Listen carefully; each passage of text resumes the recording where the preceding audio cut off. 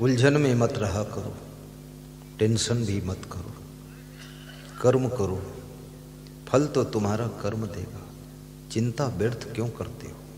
कृष्ण कहते हैं व्यर्थ चिंता क्यों करते हो, आए हो एक दिन जाओगे, रोते हुए जन्म हुआ है, मुस्कुराते हुए जिंदगी जियो, हंसते हंसते संसार से विदा हो जाओ, दुखी मत रहो। धन जितना है उतने में ही अपने आप को धन्यभागी समझो। अधिक धनवान बनने के लिए बुद्धिमानी से डिसीजन लेकर अधिक मेहनत कीजिए। गलत डिसीजन लेकर मेहनत करने वाले लोग सफल नहीं होते। सही निर्णय लेना सीखो। गलत सामान मत खरीदो, फालतू सामान मत खरीदो, फालतू काम मत करो, अपनी क्षमता से अतिरिक्त काम में हाथ मत डालो। पूंजी भी जाएगी, समय भी व्यर्थ जाएगा। उस कार्य को प्रारंभ करो जिसको करने के लिए तुम्हारा जन्म हुआ। सभी कार्यों को करने की तुम्हारे अंदर सामर्थ्य नहीं है। अलग अलग कार्य करने के लिए अलग अलग इंसान का जन्म होता है। समय को भी पहचानो।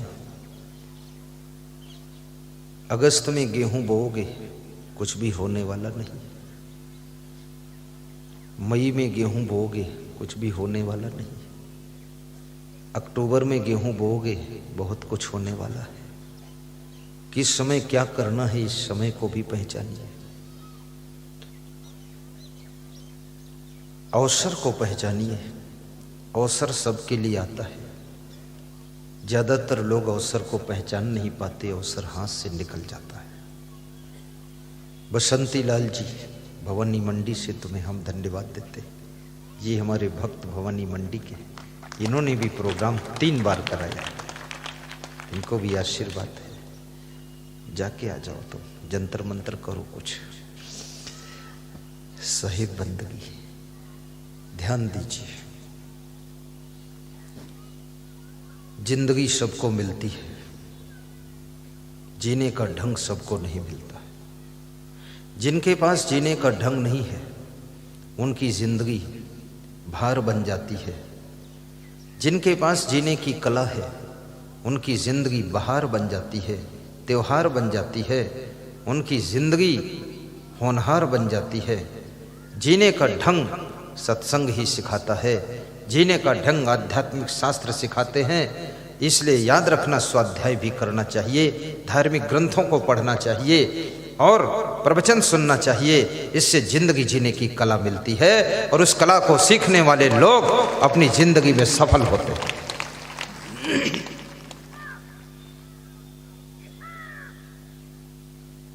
यहां पर साहित्य सेंटर आया है, वहां पर छोटी छोटी तमाम ज्ञान की पुस्तकें बिक रही।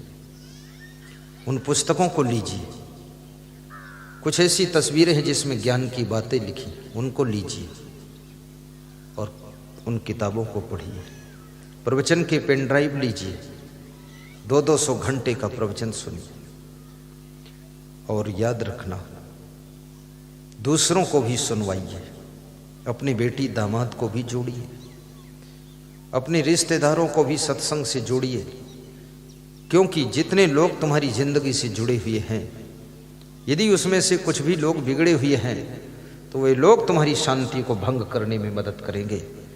यदि सबके सब सत्संगी हो जाएंगे तो तुमको शांति नहीं, महाशांति का सागर प्राप्त होगा और बड़ी चैन मिलेगी।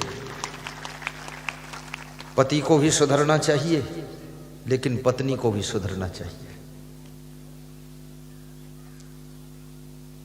आप भी अच्छे बन जाओ, आपसे जुड़े लोग भी अच्छे बने, तभी आपको सुख शांति मिलेगी।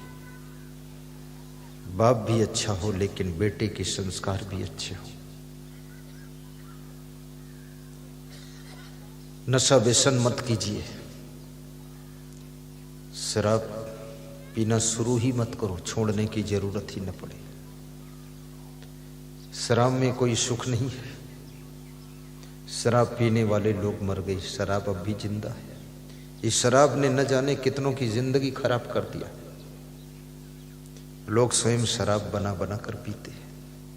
सरकार शराब पर बैन लगा देती है तो प्राइवेट बना कर पीते हैं। देसी पीते हैं, विदेशी पीते हैं, हिंदी बोलना नहीं आता इंग्लिश बियर पीते हैं। और इसी में रहना है, सत्संग श्लोक याद करना है, भक्तों के बीच में आनंद लेना है। और वास्तव में भक्तों की सभा ये भगवान की सभा है, भगवान का दरबार है। और इस दरबार में बैठकर जिसको सत्संग सुनाने का मौका मिल जाए वो कितना सौभाग्यशाली है। ये आप कोई साधारण नहीं है। नर के रूप में नारायण बैठे हैं इधर, नारी के रूप में नारायणी बैठी है। ये देवियों का जमावड़ा है इधर, ये देवताओं का जमावड़ा है। अभयम सत्यम संशुद्धि ज्ञान योग व्यवस्थिति दानम दमस्त यज्ञ स्वाध्याय तप आर्जव अहिंसा सत्यम अक्रोधा त्यागा शांति अवैष्णम दया भूतेश अलोलुप्तम मार्दवम ही हुआ छापला तेजा क्षमा धृति शौचमद्रोहो नातिमानिता भवंत संपदम दैवीम अभिजातस्य भारत। ये 26 लक्षण देवी देवताओं के होते हैं। मैं आपके अंदर देखता हूं, किसी में 24 लक्षण हैं, किसी में 20 हैं, किसी में 15 हैं। कोई पूर्ण देवी देवता है, कोई आधा देवी देवता है, लेकिन ये देवी देवताओं का मेला लगा हुआ है। इस मेले को हम धन्यवाद देते हैं।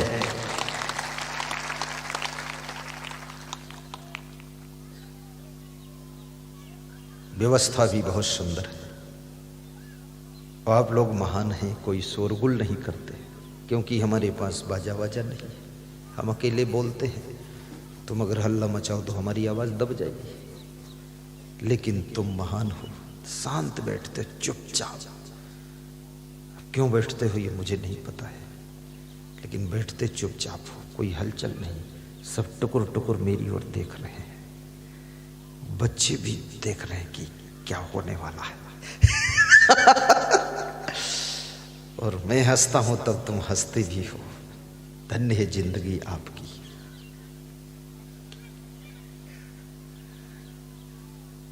तब मारीच हृदय अनुमाना नवहि विरोधे नहीं कल्याणा शस्त्री मरमी प्रभु सठ धनी वैद्य बंद। वैद्य माने डॉक्टर से कभी विरोध नहीं करना चाहिए। अचानक जरूरत पड़ जाए, डॉक्टर से विरोध है, तो डॉक्टर आपको जिंदगी जीने के बजाय जिंदगी ले भी सकता है। सही इलाज नहीं करेगा, या कुछ और दवा दे देगा। वैद्य से विरोध मत कीजिए। बंदी कवि और बंदी कवि, जो कवि लोग हैं, बंदीगण है, जो तुम्हारा गुणगान करने वाले लोग, उनसे भी विरोध मत कीजिए। अन्यथा वे कोई उल्टी कविता बनाकर गा देंगे तो तुम्हारा अपमान भी हो जाएगा।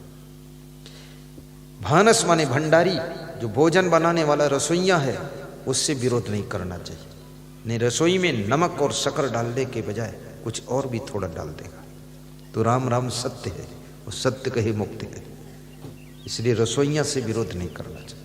स्वामी दयानंद सरस्वती को मारने वाला उनका कौन था? रसोइया ही तो था। जगन्नाथ नाम था उसका, उसने थोड़ा पॉइजन डाल दिया था। स्वामी दयानंद सरस्वती का देहांत हो गया था। रसोइया, तुम्हारे रसोइया सब इधर बैठते हैं, इनसे विरोध मत करना। खैर ये ऐसा काम नहीं करेंगे, क्योंकि ये इनके तुम पति देव हो। आपकी